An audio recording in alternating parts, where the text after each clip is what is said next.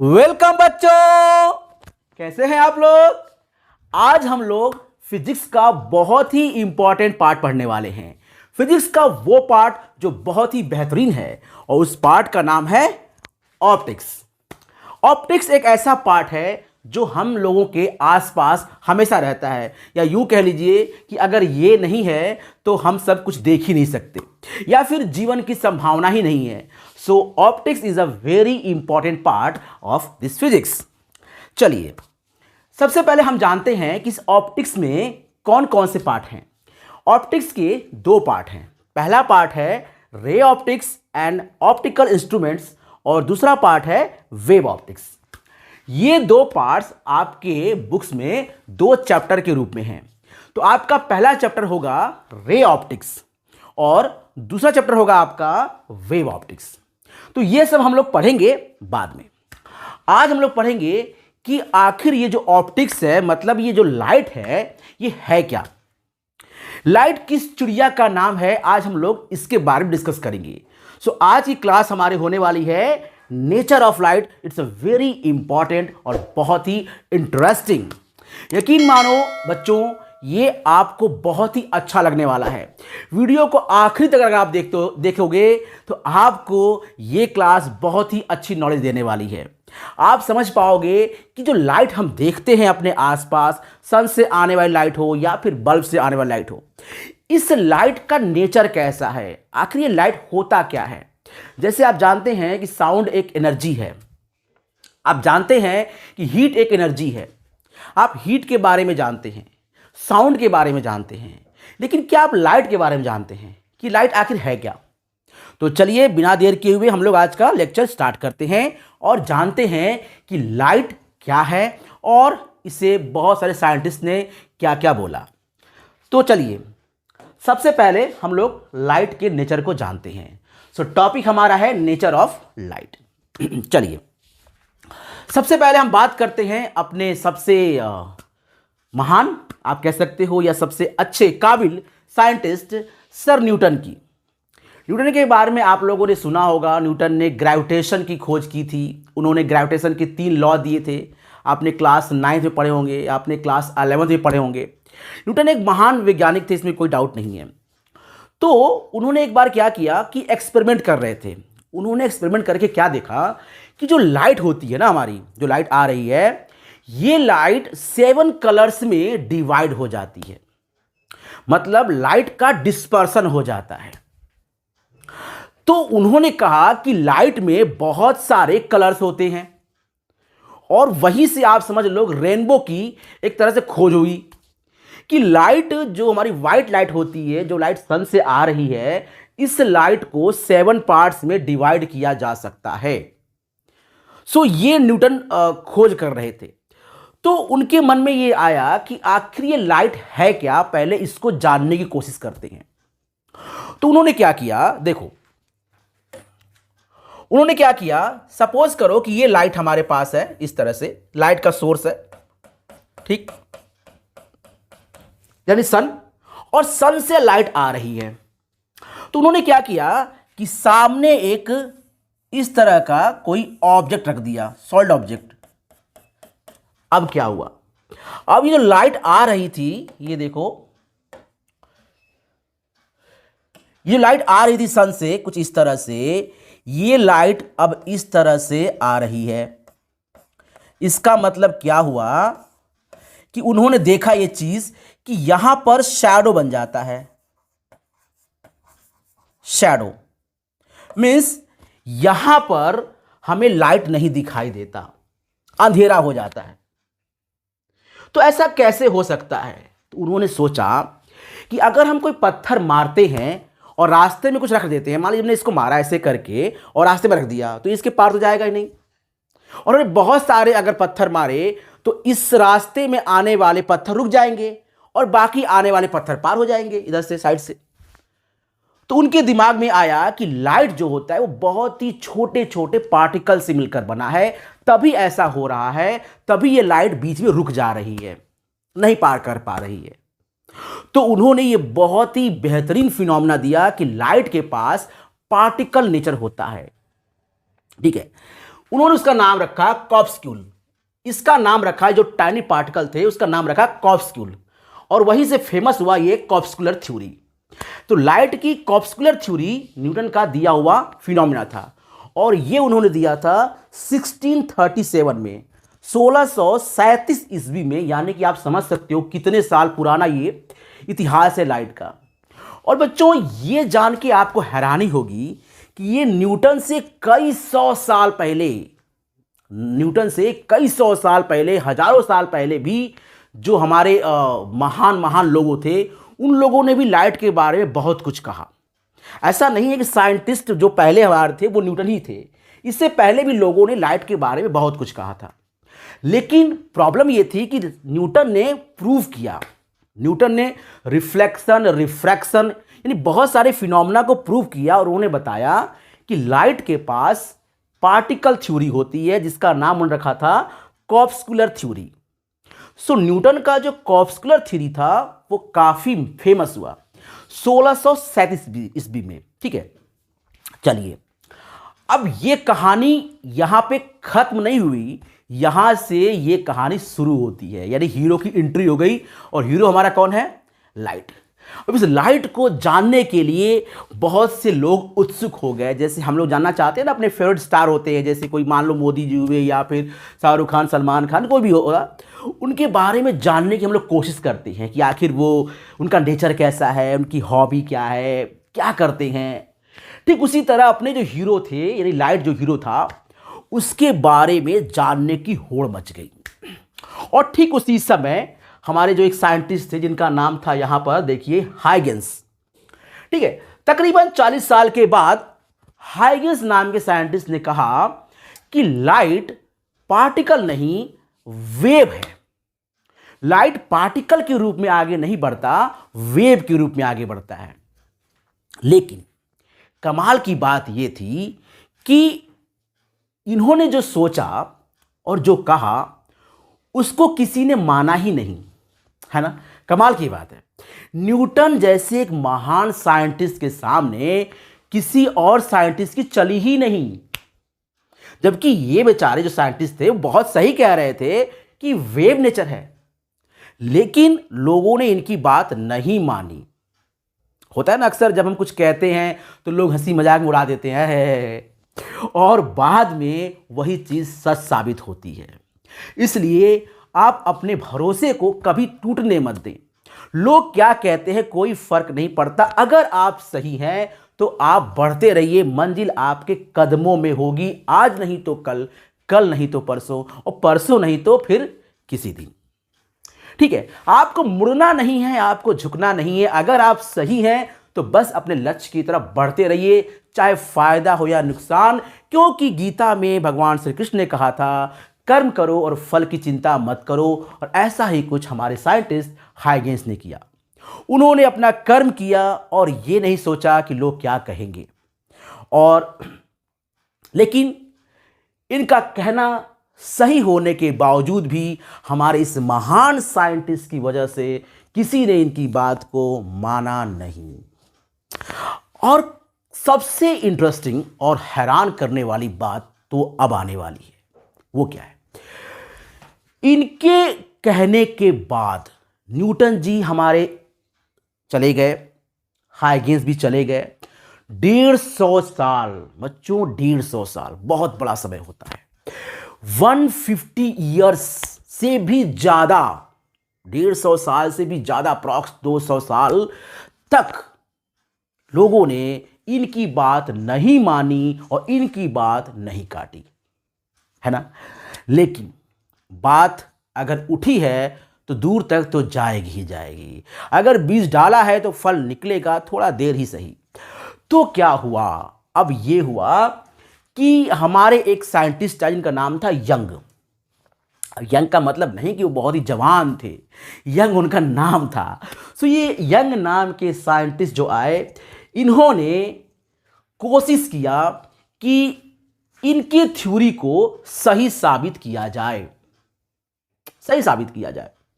150 साल बाद उन्होंने एक एक्सपेरिमेंट किया और उस एक्सपेरिमेंट का नाम रखा उन्होंने YDSC, यानी यंग डबल स्लिट एक्सपेरिमेंट। वो एक्सपेरिमेंट क्या था पहले आप ये समझिए, और आपको यकीन मानिए, आपको भरोसा हो जाएगा कि इन्होंने जो कहा था वो बिल्कुल सही कहा था। ठीक है, चलिए देखते हैं कि क्या था एक्सपेरिमेंट और कैसे इन्होंने इस बात को साबित किया। ठीक है, देखिए, सबसे पहले हम समझते हैं कि हमने क्या किया। यहां पर एक स्क्रीन लगा दिया मैंने। दिस स्क्रीन, देखिए ये एक स्क्रीन है जिसको हमने यहां पर लगा रखा है। ठीक है, पर्दा मान लेते हैं। और यहां पर हम क्या करते हैं, इस जगह पर हम एक दो स्लिट का मतलब होता है, आप मान के चलिए छेद, ऐसा हम यहां पर दो छेद स्लिट ले लेते हैं। ठीक है, ये दो स्लिट यंग ने लिया और यहां पे स्क्रीन लगा दिया। ठीक, और इस जगह पर उन्होंने सोर्स रखा, यानी कि लाइट सोर्स रखा, जहां से लाइट हमारी निकल रही है। अब क्या हुआ, अब ये हुआ, आप खुद सोचो, अगर लाइट यहां से निकल रही है और लाइट अगर पार्टिकल होता तो क्या होता। तो इस छेद से निकलने वाली लाइट यहां पड़ती, इस छेद से निकलने वाली लाइट यहां पड़ती और बाकी जगह अंधेरा होता। ऐसा ही होता, अगर न्यूटन की बात सही होती और पार्टिकल होता तो ऐसा होता। लेकिन गजब का हुआ, मतलब ये नहीं हुआ। और क्या हुआ, देखो, लाइट यहां से निकलती है, ऐसे निकलती है, ऐसे निकलती है, जैसे भी निकलती है तो लाइट ऐसे निकलती है। लेकिन होता क्या है, होता ये है कि इस बीच में, बीचों बीच ब्राइटनेस मिलती है बच्चों, ब्राइटनेस। अब कैसे मिल सकता है, छेद तो यहां पर है, इस जगह पर छेद है, तो प्रकाश तो यहां मिलना चाहिए, यहां कैसे मिल रहा है, यहां मिला उनको ब्राइटनेस। ये पार्टिकल थ्योरी नहीं कहती, लेकिन यही नहीं, कमाल की बात और थी कि यहां भी ब्राइटनेस मिला, यहां ब्राइटनेस मिला, यहां ब्राइटनेस मिला, इस तरह यहां ब्राइटनेस मिला, यहां ब्राइटनेस मिला। ये कैसे हो गया, छेद तो सिर्फ दो थे और ब्राइटनेस कई जगह कैसे मिला। इस तरह उनको इस तरह से ब्राइटनेस मिलती गई, पट्टी के रूप में ब्राइटनेस मिलती गई। और फिर उन्होंने ये कहा कि ये नहीं हो सकता है, ये तभी हो सकता है जब दो वेव का इंटरफेरेंस हो। क्लास 11 पढ़ा था हम लोगों ने, दो वेव्स का जब इंटरफेरेंस होगा तभी ऐसा पॉसिबल है। इंटरफेरेंस के बारे में हम लोग बाद में डिटेल में डिस्कस करेंगे और YDSC को भी हम अच्छे से पढ़ने वाले हैं। फिलहाल आप समझिए कि क्यों ऐसा हुआ, न्यूटन ने क्यों कहा था कि पार्टिकल था। क्योंकि उन्होंने रास्ते में कुछ रखा और देखा कि शैडो बन रहा है, तो उन्होंने कहा पार्टिकल है। यंग ने कैसे इसको प्रूव किया कि वेव है, इन्होंने यहां पे स्क्रीन रख दी और यहां पे दो स्लिट रख दिया, और क्या देखा, यहां बनता है पैटर्न, यानी dark bright, dark bright, dark bright, dark, इस तरह से बनता जाता है। और यहीं से प्रूव हो जाता है कि लाइट के पास वेव नेचर है। तो आप सोच रहे होंगे कि अब न्यूटन गलत हो गए और हाइगेंस सही हो गए क्योंकि यंग ने प्रूव कर दिया, लेकिन ऐसा नहीं है। बॉस तो बॉस होता है, न्यूटन ऐसे ही महान नहीं हो गए। अभी कहानी धीरे धीरे शुरू हो रही है। तो देखो अब क्या हुआ, अब क्या हुआ, अब इसके बाद, यानी कि यंग के बाद मैक्सवेल नाम के साइंटिस्ट है, बहुत ही महान साइंटिस्ट थे वो भी।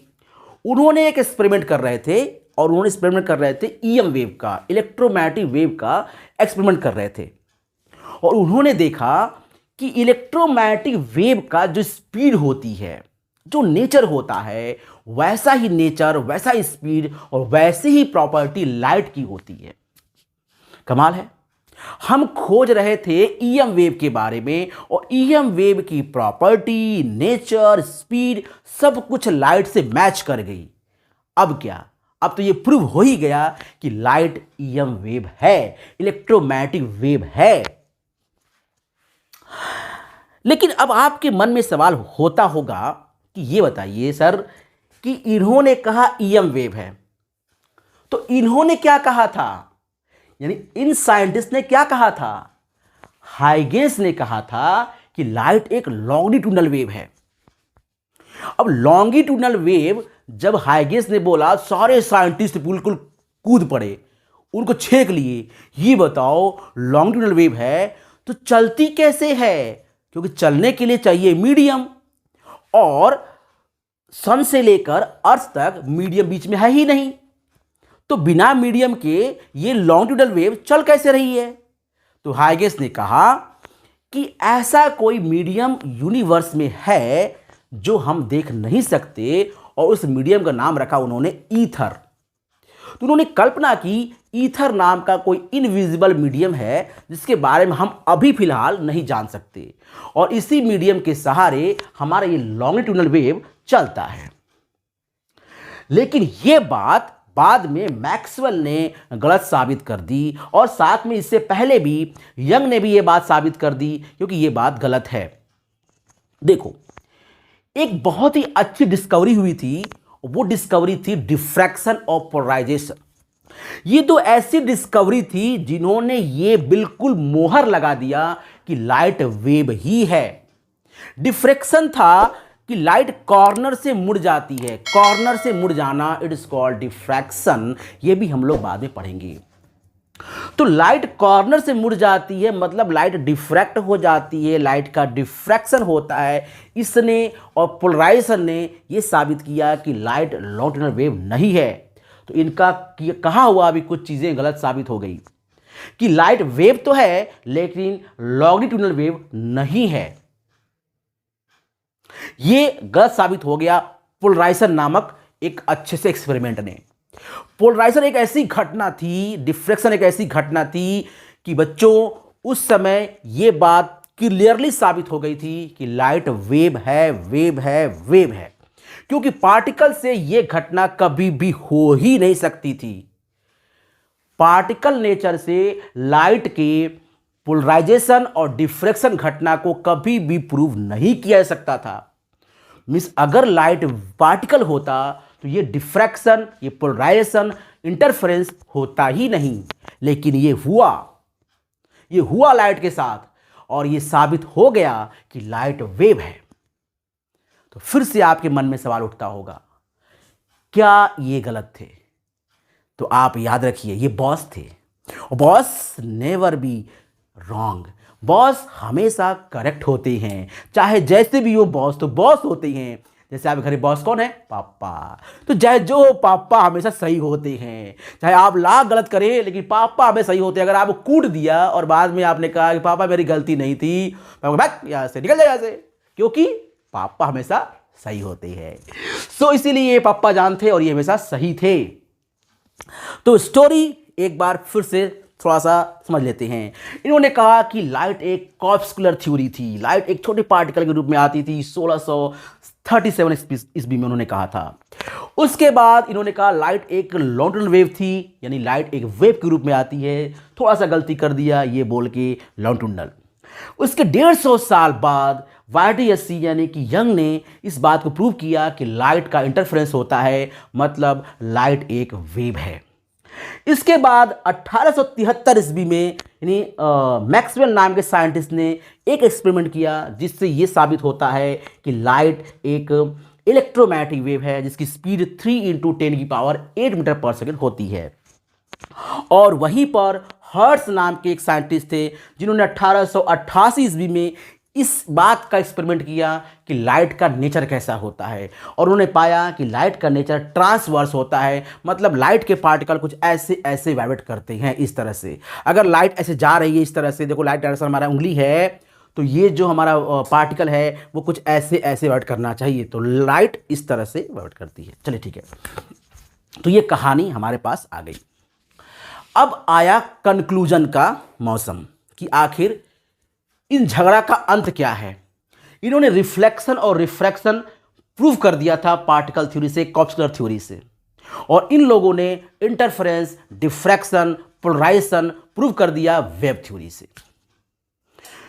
रिफ्लेक्शन और रिफ्रैक्शन को हम प्रूव कर सकते हैं वेव थ्योरी से, लेकिन डिफ्रैक्शन, इंटरफेरेंस और पोलराइजेशन इसको हम कॉर्पस्कुलर थ्योरी से प्रूव नहीं कर सकते। इस झगड़े का अंत होने वाला है, और अंत की शुरुआत किया प्लांक नाम के साइंटिस्ट ने। प्लांक नाम का जो साइंटिस्ट थे सन 1900 में उन्होंने क्या किया, फोटॉन, यानी कि उन्होंने एक्सपेरिमेंट किया और उन्होंने देखा कि लाइट एनर्जी के बंडल के रूप में आता है, जिसका नाम दिया उन्होंने फोटॉन। सो लाइट एनर्जी के बंडल के रूप में आता है, जिसका नाम दिया गया फोटॉन। ये किसने कहा था? प्लांक ने 1900 में इन्होंने ये बात कही और इस बात को प्रूव किया आइंस्टीन ने 1905 में। 1905 में आइंस्टीन ने फोटो इलेक्ट्रिक इफेक्ट का एक्सपेरिमेंट करके तहलका मचा दिया, यानी इस बात को विराम लगा दिया कि भाई फोटो इलेक्ट्रिक इफेक्ट जब हो रहा है, इसका मतलब लाइट के पास पार्टिकल थ्योरी तो है। बॉस ऑलवेज बॉस, ठीक है, पार्टिकल थ्योरी है।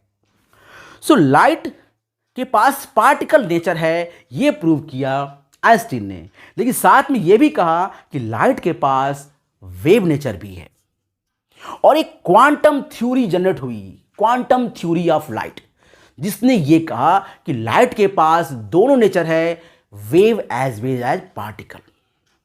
आइंस्टीन का फोटो इलेक्ट्रिक इफेक्ट बहुत ही फेमस हुआ, जो हम लोग पढ़ने वाले हैं आगे नेक्स्ट चैप्टर में पढ़ेंगे। इस फोटो इलेक्ट्रिक इफेक्ट की मदद से ये क्वांटम थ्योरी जनरेट होती है कि लाइट के पास दोनों नेचर है, यानी कि आपके पास भी बहुत सारे नेचर होते हैं, आप सिंगल नेचर को कभी भी एक्सप्रेस नहीं करते।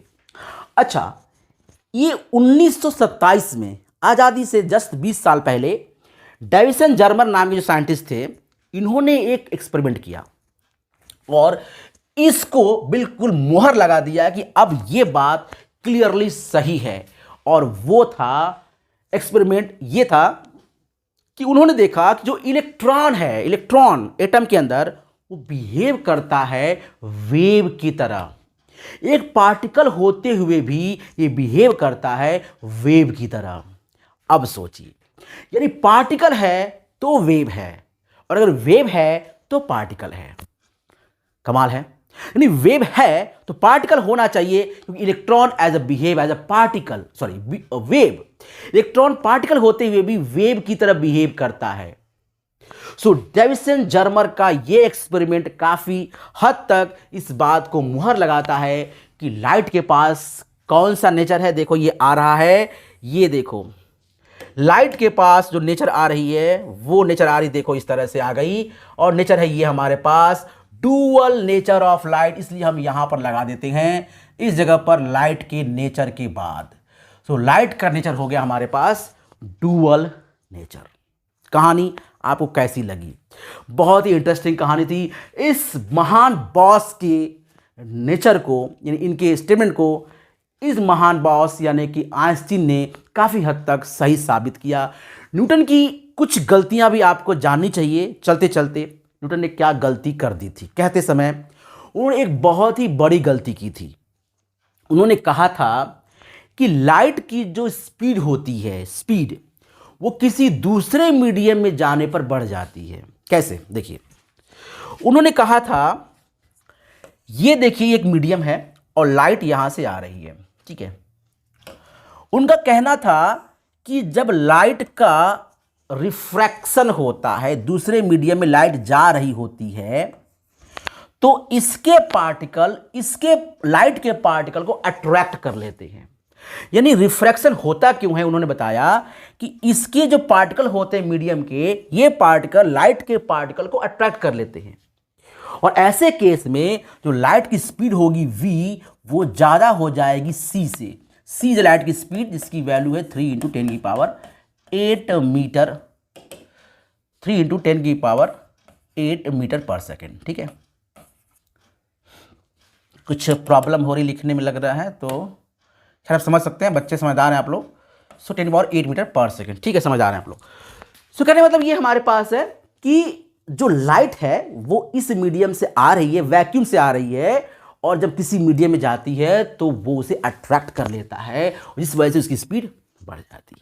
लेकिन ऐसा हुआ नहीं। फाइनली अभी भी ये बात साबित हो चुकी है कि दूसरे मीडियम पे, यानी वैक्यूम से लाइट जब किसी मीडियम में जाती है तो उसकी स्पीड कम हो जाती है। ये बिल्कुल सही और बिल्कुल सही दावा है, ठीक है। न्यूटन का ये स्टेटमेंट भी बिल्कुल गलत था। पार्टिकल थ्योरी है, ये बात सही है, लेकिन लाइट पार्टिकल ही है, ये बात न्यूटन ने गलत बोली। और लाइट की स्पीड दूसरे मीडियम में बढ़ जाती है, ये भी उन्होंने गलत बोला। अट्रैक्शन ऐसा कुछ नहीं होता। ठीक है, चलिए, तो कहानी आपको कैसी लगी? लाइट का ये अच्छा सा डिस्कशन, लाइट का डुअल नेचर क्यों, कॉर्पस्कुलर थ्योरी कैसी, क्वांटम थ्योरी कैसी, फोटो इलेक्ट्रिक इफेक्ट कैसा। लेकिन इस सारी बातों से आपको एक बात बहुत अच्छी लगने वाली है, पता है क्या? चलते चलते पहली बात, आपको हाइगेंस की थ्योरी पढ़नी है और एग्जाम में भी आएगी। इंटरेस्टिंग। आपको वाईडीएससी भी पढ़ना है और एग्जाम में आएगा। आपको मैक्सवेल की भी कहानी पढ़नी है, मतलब इनकी भी आपको पढ़ना है, इनके बारे में, यानी कि इनके एक्सपेरिमेंट के बारे में और इलेक्ट्रोमैग्नेटिक वेव के बारे में पूरा चैप्टर ही है जो एग्जाम में आएगा। हर्ट्ज एक्सपेरिमेंट भी आपके चैप्टर में है, यानी इसको भी आपको पढ़ना है। और फोटो इलेक्ट्रिक इफेक्ट प्लांक की और आइंस्टीन का, ये भी आपके आने वाला है। डेविसन जर्मर भी आपके एग्जाम में आने वाला है। हो सकता है किसी समय कट गया हो, बट ये आएगा। तो मतलब कुल मिला के सब कुछ आपके चैप्टर में आगे आने वाले हैं। आप डिटेल में पढ़ेंगे और फील कर पाएंगे कि ये सारी चीज़ें क्या थी, क्या था डिफ्रैक्शन, क्या था पोलराइजेशन, क्या था इंटरफेरेंस, ये सब कुछ आप पढ़ेंगे। तो अगर आपको ये क्लास अच्छी लगी हो और बच्चों आपको समझ आया हो, फील हुआ हो, तो बस कमेंट करिए और बताइए सर हमें अच्छा लगा। और अगर कोई डाउट हो तो भी बताइए कि सर हमें ये डाउट है, हम आपका डाउट क्लियर करेंगे। तो इस चैनल से जुड़े रहें, पढ़ाई करते रहें और न्यू ईयर को अच्छे से मनाते रहें। तो आज की क्लास में इतना ही, मिलते हैं नेक्स्ट क्लास में।